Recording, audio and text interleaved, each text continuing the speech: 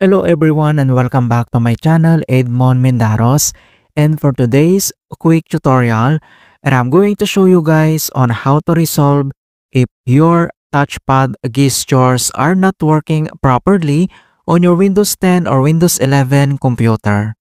So if two-finger scrolling not working, it may be due to outdated drivers. Kung paano ba nating i-fix. And without further ado, and let's go ahead. So all you have to do is to open up on the search menu. And dito sa search for app, so type mo lang dito yung settings. And then i-click mo lang dito yung open. And once na-open mo na itong settings at dito lang sa left side menu.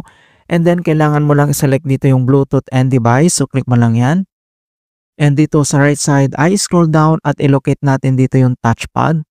So once nakita mo na dito yung touchpad, so i-click mo lang yan.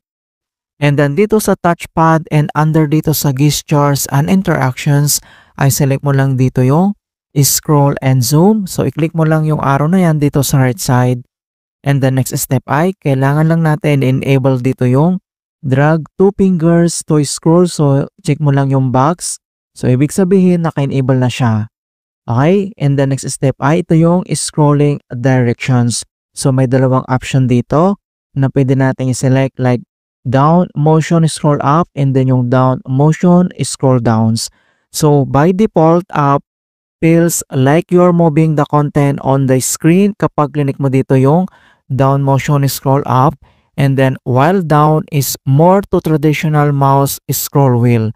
So kapag click mo din dito yung scroll down. Alright?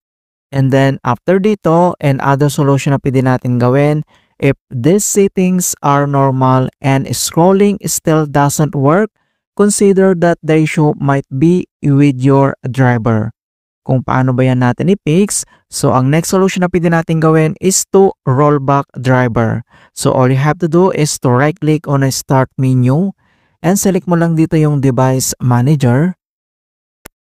And once na-open mo na tong device manager, ang next step ay kailangan mo lang i-select dito yung keyboard. So, i-select mo lang dito or i-click mo lang yung arrow na yan para mag-expand. And then, kailangan lang natin i-roll back yung ating keyboard driver. So, select lang natin dito yung pinakauna, ito yung keyboard device. So, select and right-click. And then, kailangan mo lang i-tap dito yung properties. And then, next step ay dito lang sa kanyang device properties, i-select mo lang dito yung driver. And then dito sa kanyang driver ay makikita mo na dito yung information's complete details niya. And then kailangan mo lang i-tap dito yung rollback driver. If the device fails after updating the driver, roll back to the previous installed drivers. So kailangan mo lang i-tap dito yung rollback driver and then i-click mo lang dito yung OK para ma-fix yung problem. So after dito sa device manager at dito lang sa start menu and then kailangan mo lang mag-restart. Click mo lang yan. Alright, so ganoon lang po kasimple on how to fix two-finger scroll not working in Windows 10 or Windows 11.